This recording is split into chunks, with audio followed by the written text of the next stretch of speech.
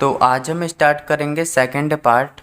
तो देखिए, सबसे पहले मैं आपको बता देता हूँ कि इस क्वेश्चन में हमें करना क्या है।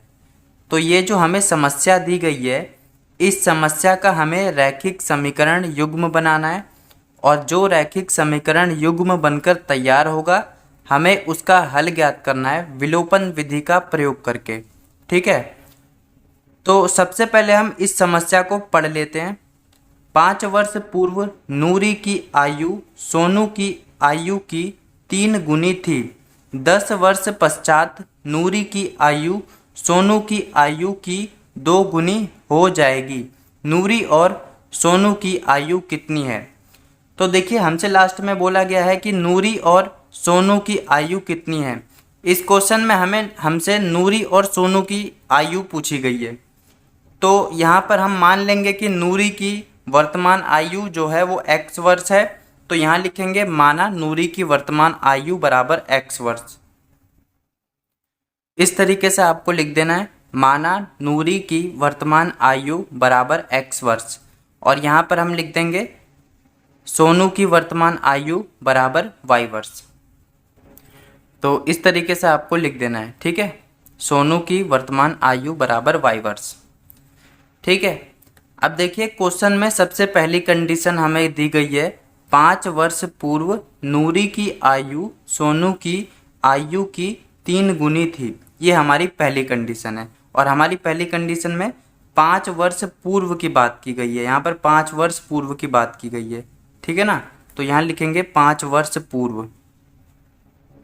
ठीक है, इस तरीके से आपको लिख देना है 5 वर्ष पूर्व, यानी कि 5 साल पहले। ठीक है, अब हम क्या करेंगे, ये जो नूरी की वर्तमान आयु हमने x वर्ष मानी हुई है, इसको हम यहाँ लिखेंगे। नूरी की वर्तमान आयु हमने क्या मानी हुई है, x वर्ष, तो हम यहाँ लिखेंगे x, और इसमें से 5 वर्ष माइनस कर देंगे। 5 वर्ष पूर्व बोला है ना, यानी कि 5 साल पहले, तो हम यहाँ पर 5 साल घटा देंगे, यहाँ बराबर का निशान लगाएंगे। अब हमने सोनू की वर्तमान आयु क्या मानी हुई है, y वर्ष, तो सोनू की वर्तमान आयु जो y वर्ष है वो हम यहाँ लिखेंगे y, और इसमें से भी 5 वर्ष घटा देंगे। ठीक है, तो हमारी जो पहली कंडीशन है उसमें क्या बताया गया है, 5 वर्ष पूर्व नूरी की आयु सोनू की आयु की 3 गुनी थी। तो पहली कंडीशन में हमसे बताया गया है कि 5 वर्ष पूर्व नूरी की आयु सोनू की आयु की 3 गुनी थी। अगर ये 3 गुनी थी तो इसे भी 3 गुनी कर देंगे, तभी तो ये समीकरण बैलेंस होगा ना। यहाँ हो जाएगा x - 5 बराबर 3 की गुणा ब्रैकेट के अंदर करेंगे तो 3y - 3 × 5 = 15। यहाँ हो जाएगा x, ये प्लस का 3y है, इसको इस तरह भेज देंगे, माइनस का 3y हो जाएगा बराबर -15, और ये जो माइनस का 5 है इसको इस तरह भेज देंगे, प्लस का 5 हो जाएगा। ठीक है, यहाँ हो जाएगा x - 3y बराबर, माइनस प्लस क्या होता है, माइनस, यानी कि घट जाएगा। तो 15 में से 5 गया तो कितना बचा, 10, और माइनस का 10 बचेगा। ठीक है, ये हो जाएगा हमारा समीकरण नंबर 1। अब क्वेश्चन में हमसे दूसरी कंडीशन बताई गई है, 10 वर्ष पश्चात नूरी की आयु सोनू की आयु की 2 गुनी हो जाएगी। ये हमारी दूसरी कंडीशन है। हमसे अब बोला गया है, दूसरी कंडीशन में बताया गया है कि 10 वर्ष पश्चात, यानी कि 10 साल बाद, 10 वर्ष पश्चात। ठीक है, तो यहाँ पर लिखेंगे 10 वर्ष पश्चात। इस तरीके से आपको लिख देना है 10 वर्ष पश्चात। ठीक है, अब देखिए नूरी की वर्तमान आयु हमने क्या मानी हुई है, x वर्ष, तो ये जो x है इसको हम यहाँ लिखेंगे, और इसमें 10 वर्ष जोड़ देंगे। 10 वर्ष पश्चात की बात की गई है, यानी कि 10 वर्ष बाद की बात की गई है, तो यहाँ पर नूरी की वर्तमान आयु में हम 10 वर्ष जोड़ देंगे, बराबर का निशान लगाएंगे। अब सोनू की वर्तमान आयु हमने क्या मानी हुई है, y वर्ष, तो ये जो y है इसको हम यहाँ लिखेंगे, और इसमें भी 10 वर्ष जोड़ देंगे। अब जो हमारी दूसरी कंडीशन है उसको देखते हैं। दूसरी कंडीशन में बताया गया है 10 वर्ष पश्चात नूरी की आयु सोनू की आयु की 2 गुनी हो जाएगी।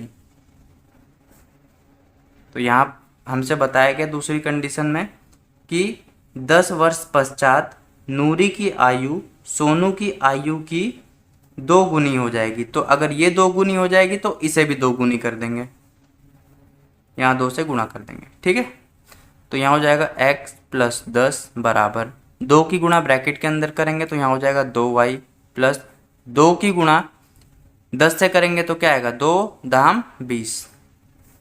यहाँ हो जाएगा x, ये प्लस का 2y है, इसको इस तरह भेज देंगे, माइनस का 2y हो जाएगा बराबर ये प्लस का 20, और ये जो प्लस का 10 है इसको इस तरह भेज देंगे, माइनस का 10 हो जाएगा।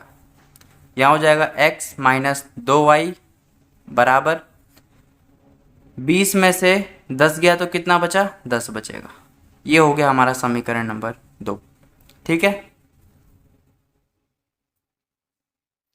तो अब मैं यहाँ पर एक पेज और ले रहा हूँ। ठीक है, तो हम यहाँ पर लिखेंगे विलोपन विधि से। इस तरीके से आपको लिख देना है, विलोपन विधि से। ठीक है, अब ये जो समीकरण नंबर 1 है इसे यहाँ लिख देंगे, और ये जो समीकरण नंबर 2 है इसे यहाँ लिख देंगे। इस तरीके से आपको लिख देना है। ठीक है, अब देखिए विलोपन विधि में हमें क्या करना होता है, या तो हमें x वाले पद को ख़त्म करना है या तो हमें y वाले पद को ख़त्म करना है। ठीक है, तो मैं यहाँ पर y वाले पद को ख़त्म करूँगा। तो अब देखिए यहाँ पर हमें देखना है कि समीकरण 1 में y के गुणा में क्या है। तो देखिए समीकरण 1 में y के गुणा में है 3, तो अब ये जो 3 है इसकी गुणा हम कर देंगे समीकरण 2 में। ठीक है, मैं दोबारा से एक बार रिपीट कर दे रहा हूँ। हमें यहाँ पर देखना है कि समीकरण 1 में y के गुणा में क्या है। तो देखिए समीकरण 1 में y के गुणा में है 3, अब ये जो 3 है इसकी गुणा हम कर देंगे समीकरण 2 में। ठीक है, अब हम देखेंगे कि समीकरण 2 में y के गुणा में क्या है। तो देखिए समीकरण 2 में y के गुणा में है 2, अब ये जो 2 है इसकी गुणा हम कर देंगे समीकरण 1 में। ठीक है, तो सबसे पहले 2 की गुणा करते हैं समीकरण 1 में। तो 2 की गुणा x से करेंगे तो क्या आएगा, 2x आएगा, माइनस का निशान है, माइनस का निशान लगा देंगे। 2 की गुणा 3y से करेंगे तो क्या आएगा, 2 3 6, यानी कि 6y आएगा, तो यहाँ लिख देंगे 6y, बराबर का निशान है, बराबर का निशान लगा देंगे। 2 की गुणा माइनस 10 से करेंगे तो क्या आएगा, माइनस 20 आएगा, तो यहाँ लिख देंगे माइनस 20, और ये हो जाएगा हमारा समीकरण नंबर 3। ठीक है, अब हम 3 की गुणा करेंगे समीकरण 2 में।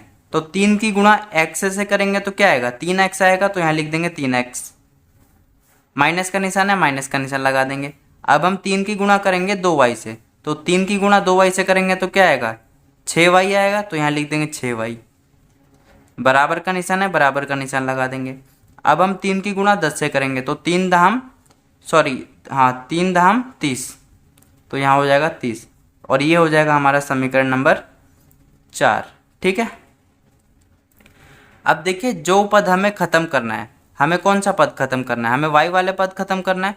तो y वाले पद के सामने वाले चिन्ह अगर समान हैं, एक जैसे हैं, तो हमें समीकरण को घटा देना है, और जब हम समीकरण को घटाते हैं तब हमें चिन्ह बदलना होता है। ठीक है, तो यहाँ पर कोई चिन्ह नहीं है तो प्लस का होगा, इसके ऊपर गोला लगा के माइनस करेंगे। यहाँ पर माइनस का चिन्ह है, इसके ऊपर गोला लगा के प्लस करेंगे। यहाँ पर कोई चिन्ह नहीं है तो प्लस का होगा, इसके ऊपर गोला लगा के माइनस करेंगे। ठीक है, यहाँ पर एक लाइन खींचेंगे। अब यहाँ देखिए ये प्लस का 2x है, ये माइनस का 3x है। ठीक है, ये प्लस का 2x है, ये माइनस का 3x है। तो प्लस माइनस क्या होगा, माइनस, यानी कि घट जाएगा। तो 3x में से 2x गया तो कितना बचा, 1x बचेगा, और माइनस का 1x बचेगा। ठीक है, माइनस का 6y प्लस का 6y दोनों कैंसिल हो गया, बराबर यहाँ पर माइनस का 20 है और यहाँ पर माइनस का 30 है। तो माइनस माइनस क्या होता है, प्लस, यानी कि जुड़ जाएगा। 30 और 20 कितना हो गया, 50, माइनस का 50 होगा। ठीक है, माइनस से माइनस कैंसिल, यहाँ हो जाएगा 1x बराबर 50। अब ये जो 1 है यहाँ आके बटे में चला जाएगा, तो यहाँ हो जाएगा x बराबर 50 बटे 1, और यहाँ इसको सॉल्व करेंगे तो ये 50 बार में चला जाएगा। तो x बराबर कितना निकल गया, 50। x का मान समीकरण 1 में रख देंगे। तो यहाँ पर लिखेंगे x का मान समीकरण 1 में रखने पर। इस तरह आपको लिख देना है x का मान समीकरण 1 में रखने पर, ठीक है। यानी कि ये जो x का मान है 50, इसे हमें रख देना है समीकरण 1 में x की जगह, ठीक है। तो ये जो समीकरण नंबर 1 है इसको मैं यहाँ पर लिख दे रहा हूँ, ठीक है। तो समीकरण 1 है हमारा x माइनस 3y बराबर -10। यहाँ पर हम x का मान लिखेंगे, x का मान क्या है 50, तो यहाँ पर x की जगह हम लिख देंगे 50 माइनस 3y बराबर -10। ये प्लस का 50 है, इसको इस तरफ भेज देंगे, माइनस का 50 हो जाएगा, तो यहाँ हो जाएगा -3y बराबर -10 -50। यहाँ हो जाएगा -3y बराबर माइनस माइनस क्या होता है प्लस, यानी कि जुड़ जाएगा। तो 50 और 10 कितना हो गया 60, माइनस का 60 हो गया, माइनस से माइनस कैंसिल, यहाँ हो जाएगा 3y बराबर 60। अब ये जो 3 है ये गुणा में है y के, तो 3 को जब इस तरफ भेजेंगे तो ये बटे में चला जाएगा, तो यहाँ हो जाएगा y बराबर 60 बटे 3। यहाँ हो जाएगा 3 दूनी 6, यानी कि 20 हो जाएगा। तो y बराबर कितना निकल गया 20, ठीक है। अब देखिए हमने यहाँ पर माना था कि नूरी की वर्तमान आयु x वर्ष है, ठीक है, और x का मान क्या निकला है 50, यानी कि नूरी की आयु कितनी है 50 वर्ष। तो यहाँ लिखेंगे नूरी की आयु बराबर 50 वर्ष। इस तरीके से आपको लिख देना है, ठीक है। अब देखिए हमने माना था कि सोनू की वर्तमान आयु क्या है y वर्ष है, और y का मान क्या निकला है, y का मान निकला है 20, यानी कि सोनू की आयु कितनी होगी 20 वर्ष। तो यहाँ लिख देंगे सोनू की आयु बराबर 20 वर्ष। तो इस तरीके से आपको लिख देना है। तो अगर आपको ये वीडियो अच्छी लगी हो तो चैनल को सब्सक्राइब कर देना। वीडियो देखने के लिए थैंक यू।